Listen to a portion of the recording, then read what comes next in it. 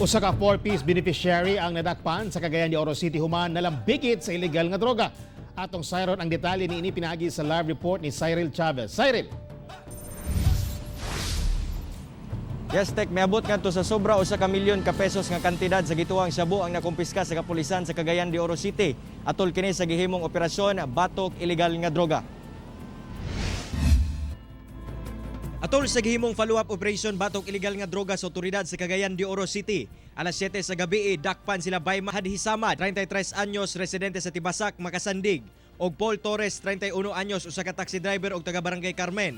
Nakuha gikan kanila ang 152.41 gramo sa suspected shabu nga nagkantirad og sobra 1 million pesos. Nahibaw-an sab sa otoridad nga si Bayma usa ka 4-piece beneficiary og nagadawat sa monthly assistance niini. Karon atong nagkandak ta karon nga maghimo ta nga kaning giingon nato nga link diagram.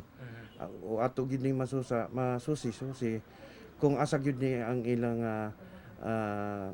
pinaka-source. Samtang atol sa pagkikinabi sa One Mindanao ngadto kang Paul Torres, gilimod niini nga aduna siya kalambigitan sa illegal nga binuhatan ni Bayma. Sigon pa niya nga igo lamang siya nagmaneho og taxi uwa sa kabalo nga aduna di ay droga nga dala ang iyang pasahero. Wala ko sir, wala ko kabalo nga anak man nga interrogate ko sa pulis sir kung asa dapat makabutang kung saan ako pag-istorya nga wala ko kabalo.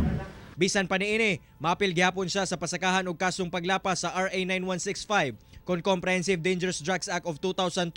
Parayon sa mga investigasyon sa otoridad aron masuta kung asa sila gikan sa mong illegal nga butang. Samtang una niini, nadakpan sa bandang alas 3:20 sa hapon si Antonio Mariano, 49 anyos ug residente sa Barangay Kauswagan, di nakuhaan kini og napulo ka sa sa gituang shabu nga adunay market value nga 455,000 pesos og mark money.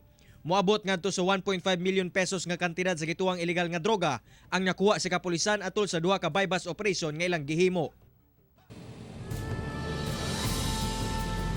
Tek, nagbahad karon ang otoridad ngadto sa mga gadula gyapon og illegal na droga, labi na sa katong mga gatuo nga miluag ang kapulisan tungod sa pandemya sa COVID-19. Pasalig nila nga dakpon gayod ang tanang nalambigit niini tungod nagapadayon gyapon ang ilang mga operasyon batok sa illegal nga droga.